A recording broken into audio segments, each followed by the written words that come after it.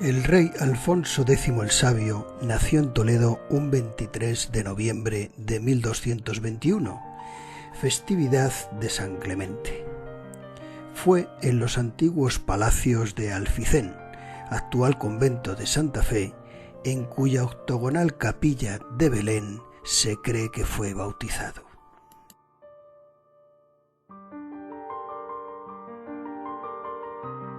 Su infancia transcurrió en Galicia, donde recibió una esmerada educación tanto de maestros judíos como musulmanes, pues Alfonso contaba con una gran sed de saber y un gran respeto por la cultura y el estudio que le había inculcado su madre, doña Beatriz de Suabia. Sin haberse hecho cargo del trono, ya era una persona de vastísimos conocimientos a la que interesaba tanto la literatura, la ciencia, la astronomía, la música y la magia, y en el campo militar contaba en su haber con experiencia en importantes batallas. Antes de su coronación, Alfonso acometió diversas acciones bélicas contra los territorios musulmanes del sur, incluyendo la conquista de los reinos de Murcia en 1245, que realizó con la ayuda de su suegro Jaime I el Conquistador.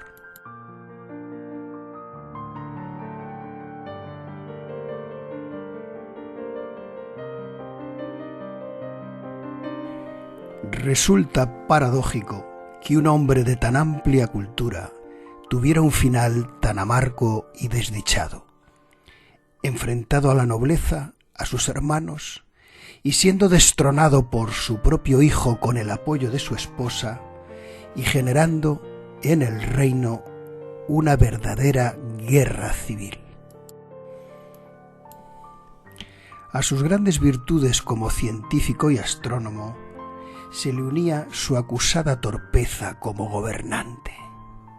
Se decía que prestaba demasiada atención a los cielos e ignoraba qué estaba ocurriendo en la tierra.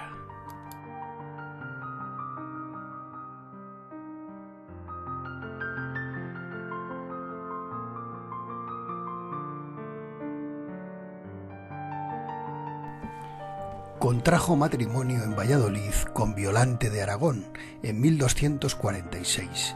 Ella era hija de Jaime I el Conquistador y de Violante de Hungría. Contaba Alfonso con 25 años de edad y ella solamente con 12, por lo que el matrimonio no se consumó hasta 3 años más tarde. De aquel matrimonio nacieron nada menos que 11 hijos, 5 de ellos varones. Además, él con diversas mujeres tuvo fuera del matrimonio otros 7 hijos bastardos. Tras ser nombrado rey del trono de Castilla y León, falleció Guillermo II de Holanda, emperador del Sacro Imperio Romano Germánico, y le proponen ser uno de los candidatos para ser el rey de los romanos. La ambición por convertirse en emperador de este Sacro Imperio Romano Germánico hizo que dedicara 20 años de su reinado a conseguirlo, gastase una ingente fortuna y desgastase su autoridad, además de indignar a sus súbditos. Finalmente el Papa Gregorio X proclamó emperador a Rodolfo de Habsburgo.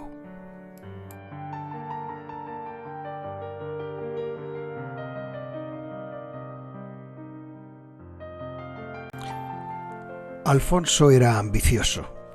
Había entrado triunfador en Murcia y después en Jerez de la Frontera, Medina Sidonia, Lebrija, Cádiz y Niebla.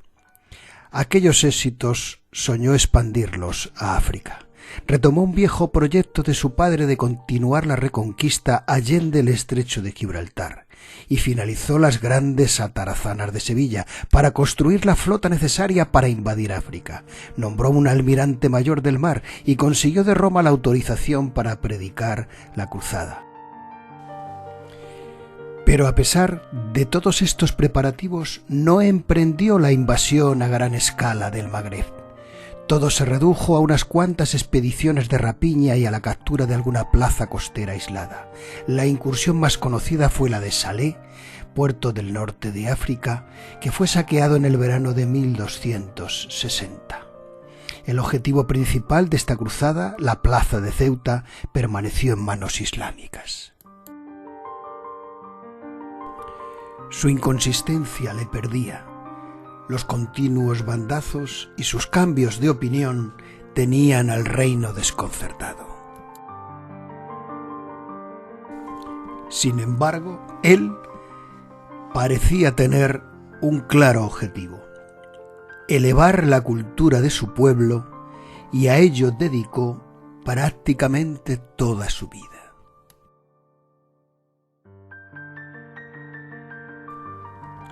Emprendió importantes reformas. En lo jurídico promulgó las 7 partidas, pretendiendo uniformar el derecho y controlarlo. Quiso que a los jueces los nombrase el rey y que la última instancia fuese la corte regia. Promulgó el fuero real, intentando derogar los antiguos fueros que se otorgaban a las ciudades conquistadas y que eran colindantes con el territorio musulmán, pretendiendo dar una uniformidad a las leyes de todo el territorio. Sus reformas, aunque unificadoras, no fueron bien recibidas por el pueblo, aunque luego sirvieron posteriormente para ponerlas en práctica por los reyes católicos. Quizá en su momento eran demasiado revolucionarias y demasiado adelantadas a su tiempo.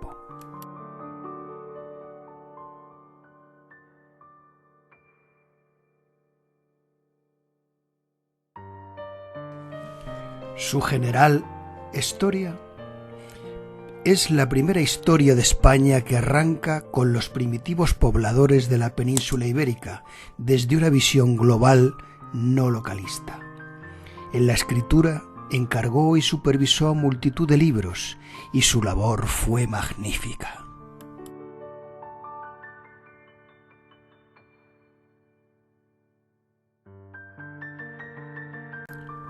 Bajo su mecenazgo se consagró la Escuela de Traductores de Toledo, fundada en el siglo XII por el obispo Raimundo de Sabenat.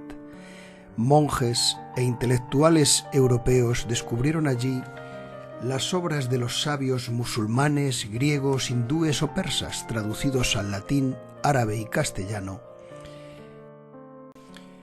Se tradujeron al castellano obras de Ptolomeo, Galeano, Hipócrates y Euclides.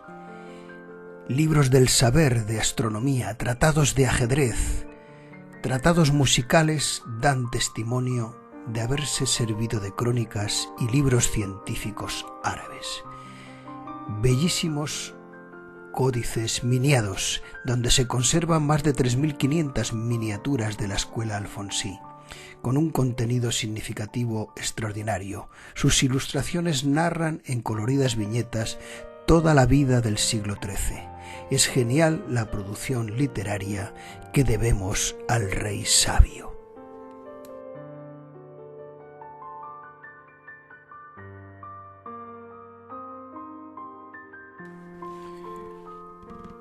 Puso en marcha un importante programa cultural desde el principio de su reinado, inspirado por la ciencia, la astronomía, la astrología, la magia y el derecho, incorporando más tarde la historia y la poesía. Hizo un pequeño observatorio astronómico en el castillo de San Servando de Toledo, con lo que se explica que se tomara de referencia para sus mediciones el meridiano que pasa por esta ciudad.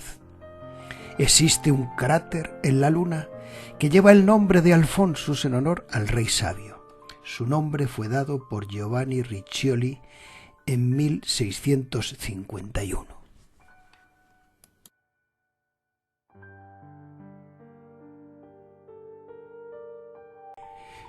En gallego, lengua que dominaba porque se crió en Galicia, redactó y encargó las cantigas de Santa María. 417 composiciones de enorme valor musical, literario y pictórico, realizadas en honor a la Virgen María, algunas de ellas dedicadas a la Virgen de los Templarios, que se encuentra en Villalcázar de Sirga, en Palencia, en cuya fachada se encuentra el rey arrodillado ante la Virgen.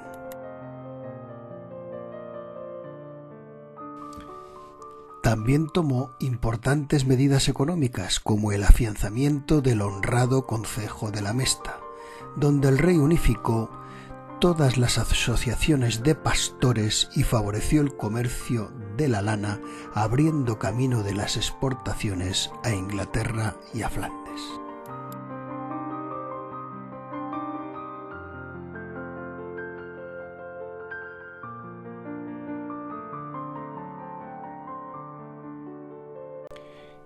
En los libros que promulgó utilizaba el castellano derecho o correcto, en un esfuerzo porque todo el saber pudiera ser leído por el pueblo.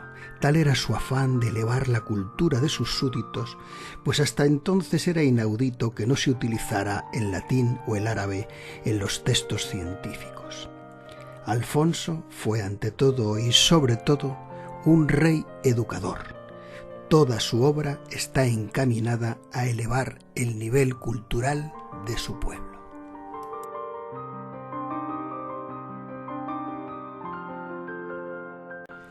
Tras imponer el fuero real, sustituyendo los antiguos fueros concedidos durante la Reconquista, se produjo en la ciudad de Lerma una revuelta de la nobleza. Los Lara, los Castro, los de Haro y los Saldaña y otros apellidos poderosos, encabezados por su propio hermano don Felipe, se rebelaron contra el rey, pues deseaban eliminar las nuevas medidas fiscales y volver a los fueros tradicionales. Parte del clero y de la oligarquía urbana se unieron a las protestas. La reconciliación se logró gracias a la mediación de su esposa Violante y a la concesión de sus reivindicaciones por parte del soberano.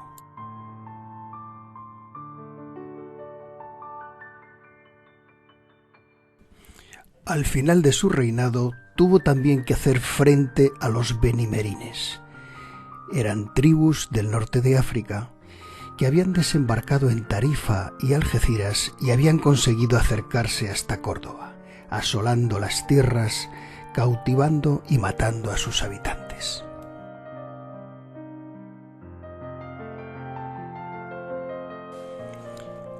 Acudió a frenarlos don Fernando, el hijo mayor de Alfonso, pero murió repentinamente en la recién fundada Villa Real, hoy Ciudad Real.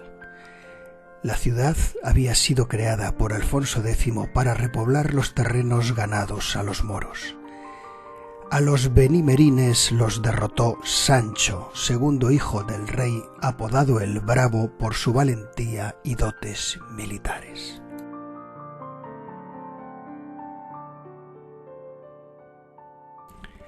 A la tragedia de la muerte del primogénito se unió aún otra mayor. El rey había enfermado de un cáncer de mandíbula. Ello le causaba gran dolor y caía con frecuencia en ataques de soberbia.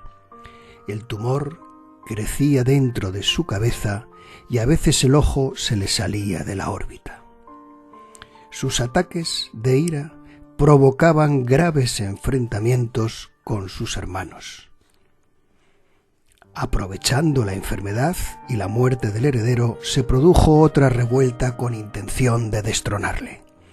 Estaba encabezada por su hermano don Fadrique y por el destacado noble Simón Ruiz de Cameros.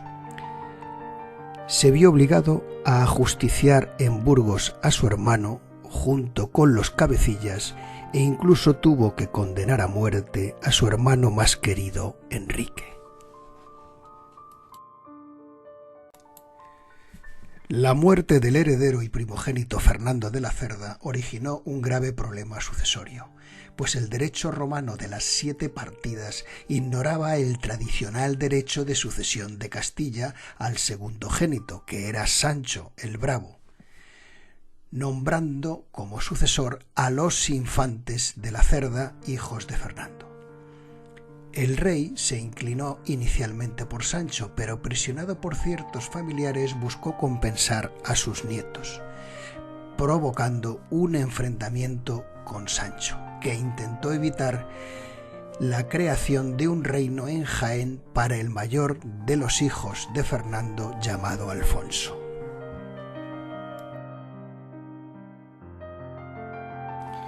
El enfrentamiento con su heredero Sancho provoca una auténtica guerra civil, y en 1282 el infante Sancho y buena parte de la nobleza convocan cortes en Valladolid y deponen a su padre, Alfonso X.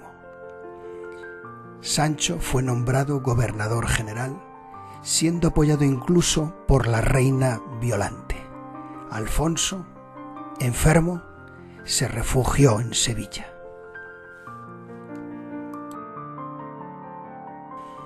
En 1282, Alfonso X deshereda a Sancho, llamándole impío, parricida, rebelde e ingrato. Le maldigo y le deseo la muerte. Incluso consiguió que en 1283 el Papa Martín IV le excomulgase. Después, contra su hijo Sancho, comenzaría la recuperación del reino. Incluso solicitaría ayuda a sus enemigos, los benimerines.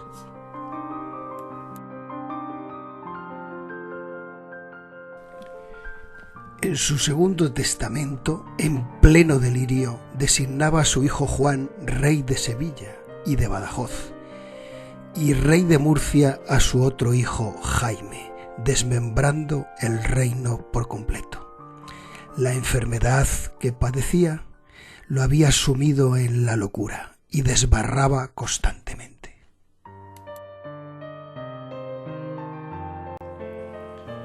Pero no vio cumplido su propósito de recuperar el reino, pues murió en Sevilla un 4 de abril de 1284 a los 63 años.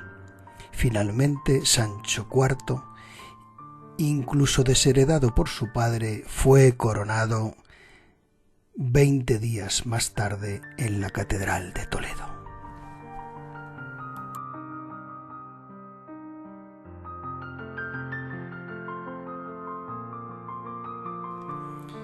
En su testamento, escrito en el invierno de 1283 y 1284, Alfonso X el Sabio no escribió el lugar exacto donde quería que lo enterrasen, pero indicó que quería que su cuerpo fuera dividido en 3 partes.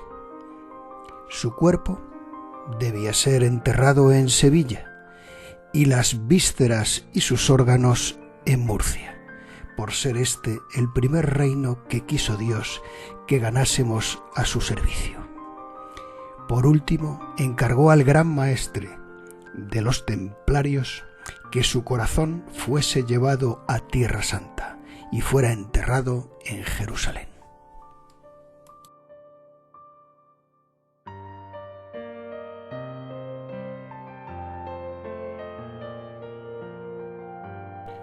Su cuerpo hoy reposa en la Catedral de Sevilla, y las vísceras, incluido el corazón con el resto de los órganos, fueron llevados al monasterio de Santa María la Real de Murcia y después a su catedral, donde reposa desde entonces. Aquella última disposición de llevar el corazón a Tierra Santa jamás se cumplió, y su corazón hoy reposa en su amada Murcia, donde fue elevado al escudo de la ciudad.